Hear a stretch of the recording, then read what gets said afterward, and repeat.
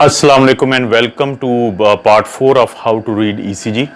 ये चौथी वीडियो है कि जिसमें हम देखेंगे कि ईसीजी को पढ़ते कैसे हैं और इसका कॉन्सेप्ट क्या है। हमने क्योंकि पूरा ये जो ग्रेजुअली है और रेगुलरली पूरी ईसीजी को हमने पढ़ना है बेसिक कॉन्सेप्ट के साथ। और जैसे लास्ट वीडियो में मैंने बताया था कि इस वीडियो में हम जो जिक्र करेंगे वो ये होगा कि ये जो ईसीजी पेपर है इसके ऊपर होती हैं PQRST,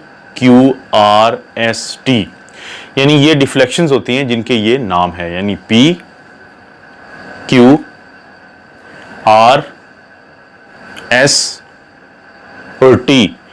तो ये क्यों बनती हैं दोस्तों? आप अपने जहन में लाएं एक दीवार, यानी आप जहन में एक तस्वीर लाएं एक वॉल की, दीवार की। वो जो दीवार होती है उसकी जो उसके अंदर होती हैं ईंटें।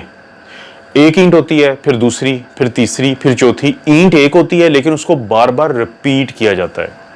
तो हम ये कहते हैं कि किसी भी दीवार का जो फाउंडेशन है, जो उसका बेसिक यूनिट है, वो एक ब्रिक है, एक ईंट है जो जब बार बार रिपीट होती है, चाहे वो हॉरिजेंटली रिपीट हो चाहे वो वर्टिकली रिपीट हो, तो इससे बनती है एक दीवार। जैसे दीवार के बनाने में जो बेसिक यूनिट है वो ब्रिक का है, वो ईंट का है, इसी तरह जो ईसीजी है उसका जो बेसिक यूनिट है वो है उसकी ये रिपीटेशन ऑफ PQRST। यानी ये जो चीजें हैं, यानी PQRST, जब ये बार बार रिपीट होती है तो वो पूरा बनता है एक ईसीजी पेपर। एक ईसीजी जो कि डॉक्टर्स फिर पढ़ के मरीज के दिल की हालत के बारे में जानते हैं। तो इस वीडियो में हम बात करेंगे कि ये P क्या है, QRS क्या है और T क्या है। अभी तक की वीडियो से हमें इतना अंदाजा हो चुका है कि हमारे जो हार्ट है उसके दो एट्रिया हैं, उसके दो वेंट्रिकल हैं, ये चैम्बर्स हैं, इनकी मसल्स होते हैं, मायोकार्डियल मसल्स, उसके ये बने होते हैं। मायोकार्डियल मसल्स के अंदर मायोकार्डियल सेल्स होते हैं। फिर हमने पहली वीडियोस में देखा है कि रीपोलराइज स्टेट भी एक होती है, फिर डीपोलराइज्ड स्टेट होती है, फिर डीपोलराइजेशन की वेव मूव करती है जब एक मसल के बाद दूसरा जो मसल है वो डीपोलराइज होता है तो वेव ऑफ डीपोलराइजेशन मूव करती है। और जो डीपोलराइजेशन और रीपोलराइजेशन है ये इलेक्ट्रिकल इवेंट है जिसके फौरी बाद होता है फिजिकल इवेंट, यानी कॉन्ट्रैक्शन होती है मायोकार्डियल मसल्स की और रिलैक्सेशन होती है। जैसे मैंने सबसे पहली वीडियो में एग्जांपल दी थी कि जब हम बटन को पुश करते हैं तो लाइट ऑन होती है, यानी जो लाइट ऑन होती है वो एक फिजिकल इवेंट है और जो करंट जाता है वो इलेक्ट्रिकल इवेंट है।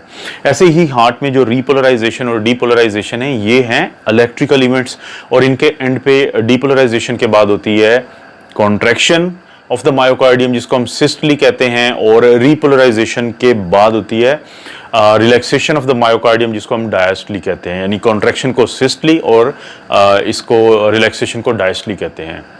तो दोस्तों क्योंकि हमें पता है कि ईसीजी का ताल्लुक कॉन्ट्रैक्शन से नहीं है या रिलैक्सेशन से नहीं है, बल्कि ईसीजी का ताल्लुक है सिस्टली से और डायस्टली से। तो दोनों जो एट्रिया हैं, जैसे ऐसे नोड के बाद इलेक्ट्रिकल करंट जो है वो बैचमैन ट्रैक्ट्स के जरिए एट्रियल मसल्स में जाता है और एट्रियल मसल को डीपोलराइज करवाता है। तो ये जो वेव ऑफ डीपोलराइजेशन है ये तकरीबन सारी जो लीड्स होती हैं ईसीजी उनकी तरफ जाती है और पहली पॉजिटिव डिफ्लेक्शन बनाती है जिसको हम P वेव कहते हैं। जो P वेव है, क्योंकि ये जो एट्रिया के मसल की डीपोलराइजेशन है ये AVR से दूर जाती है या अवे जाती है, तो सिर्फ AVR वो है कि जिसके अंदर P वेव डाउनवर्ड डिफ्लेक्टेड होती है या नेगेटिव उसको हम कहते हैं। और सबसे अच्छी लीड जिससे हमें पता चल सकता है कि P वेव के बारे में, उसकी शक्ल यानी मॉर्फोलॉजी के बारे में, तो वो है लीड 2। क्योंकि लीड 2 दोस्तों जो कि होती है राइट शोल्डर और लेफ्ट फुट के दरमियान, तो ये एट्रियल मसल्स के बिल्कुल सामने से गुजरती है। तो ये जो P वेव होती है एट्रियल डीपोलराइजेशन का इवेंट की वजह से जो बनती है, तो उसकी अच्छी रिकॉर्डिंग करती है लीड 2। तो इसीलिए हम इसे कहते हैं रिदम लीड, जिसके बारे में मैं आगे जाके रिदम लीड का बताऊंगा, तो आपको एक्सप्लेन करूंगा कि रिदम लीड कहते क्यों हैं। तो P वेव किस लिए बनती है? एट्रियल डीपोलराइजेशन की वजह से। और सबसे अच्छी किस लीड में नजर आएगी? लीड 2 के अंदर। अब जैसे ही एट्रिया डीपोलराइज होता है तो उसके बाद होते हैं वेंट्रिकुलर डीपोलराइजेशन, तो जिसकी वजह से बनता है QRS का कॉम्प्लेक्स। लेकिन दोनों जो राइट और लेफ्ट वेंट्रिकल हैं उनके डीपोलराइजेशन से पहले जो बंडल ऑफ हिस है वो एक ब्रांच देता है सेप्टम को। जिसकी वजह से सबसे पहले सेप्टल डीपोलराइजेशन होती है, और जो इसकी डायरेक्शन है सेप्टल डीपोलराइजेशन की वो है लेफ्ट से टुवर्ड्स राइट। ये जो टुवर्ड्स राइट है ये बहुत इंपॉर्टेंट कॉन्सेप्ट है, यानी सबसे पहले डीपोलराइज होगा सेप्टम, और इसकी वेव ऑफ डीपोलराइजेशन जो कि छोटी सी होती है वो जाती है राइट साइड पे, लेफ्ट की तरफ से सेप्टम में। तो राइट साइड पे लगी हुई होती है lead V1 and V2 chest पे, तो वो इस सेप्टल डीपोलराइजेशन की वेव को अपनी तरफ आते हुए देखती हैं, तो छोटी सी पॉजिटिव डिफ्लेक्शन बनाती हैं जिसको हम कहते हैं small R wave in lead V1 and V2। लेकिन उसी वक्त में V5 और V6 क्योंकि अपोजिट साइड पे लगी होती हैं चेस्ट लीड्स यानी लेफ्ट साइड पे, तो वो इस सेप्टल डीपोलराइजेशन की वेव को देखती हैं कि वो हमसे दूर जा रही है, यानी गोइंग अवे फ्रॉम देम। तो वो क्या करती हैं, first downward very small deflection बनाती हैं, नेगेटिव डिफ्लेक्शन, जिसको हम कहते हैं फिजियोलॉजिकल क्यू वेव। फिजियोलॉजिकल के नॉर्मल, इसको बाद में जब मैं डिटेल में बताऊंगा नेक्स्ट किसी वीडियो में कि पैथोलॉजिकल और फिजियोलॉजिकल, फिर आपको समझ आ जाएगी कि हम इसको फिजियोलॉजिकल क्यू वेव क्यों कहते हैं। तो वो इवेंट जिसकी वजह से V5 V6 में फर्स्ट डाउनवर्ड डिफ्लेक्शन बनती है जिसको हम फिजियोलॉजिकल क्यू वेव कहते हैं, ये ही वो सेप्टल डीपोलराइजेशन है जो V1 V2 में फर्स्ट पॉजिटिव स्मॉल डिफ्लेक्शन जिसको हम स्मॉल आर वेव कहते हैं वो जनरेट करती है। अब दोस्तों जो ये तो हो गया क्यू वेव, फिर बनती है आर वेव।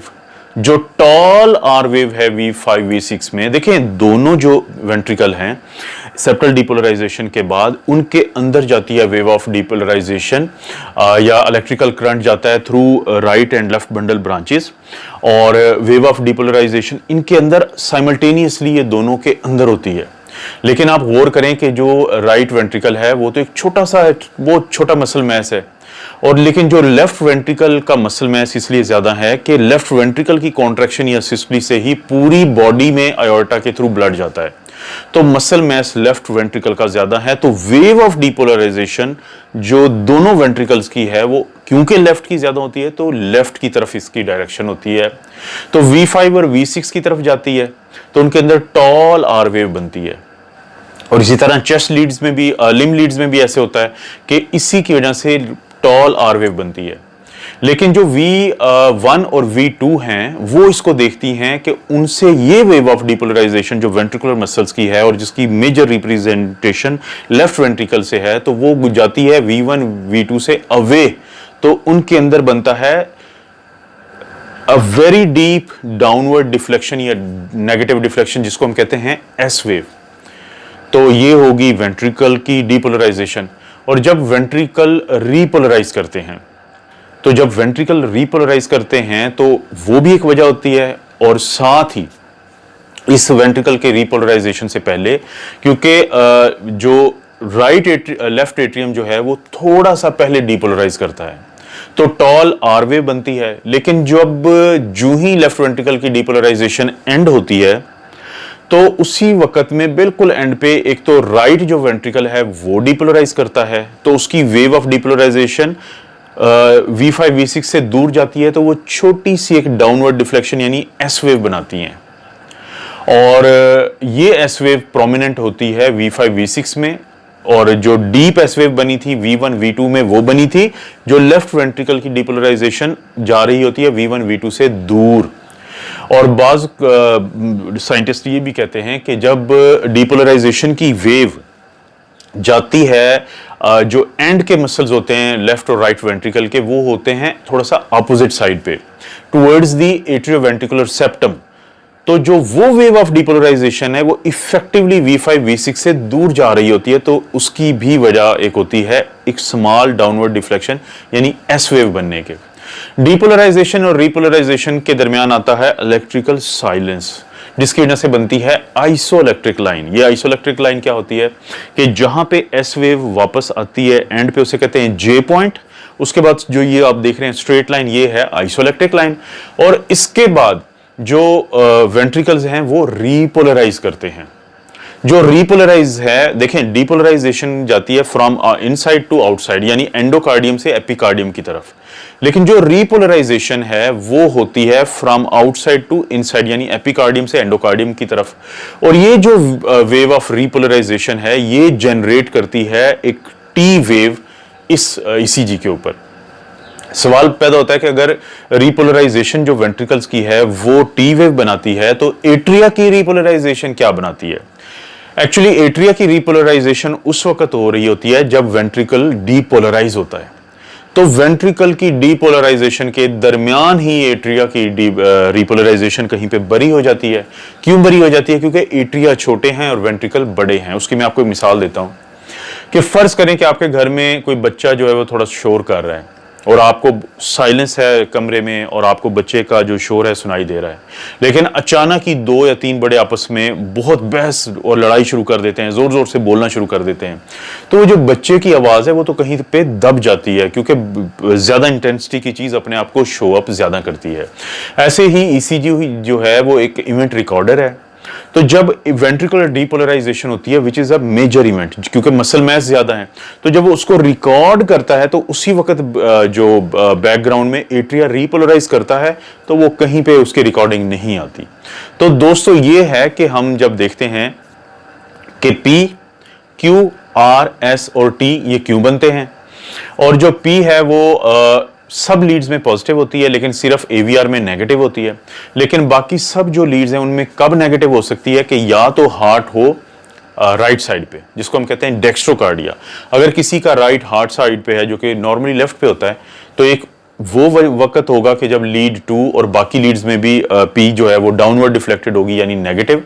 या फिर अगर आप लिम लीड्स उल्टी लगा देते हैं, यानी जो हमने पढ़ा था कि रीड योर गुड बुक, तो उसमें आप रेड को लगा देते हैं लेफ्ट रिस्ट पे और जो येलो है उसको आप लगा देते हैं राइट रिस्ट पे, तो तब भी ये उलट हो जाएगा और पी जो है वो आपको नेगेटिव मिलेगी, वो के जो कि प्रॉब्लम होगा आपके लीड्स लगाने का। अदरवाइज जो P wave is always upright, हमेशा वो पॉजिटिव डिफ्लेक्टेड होती है।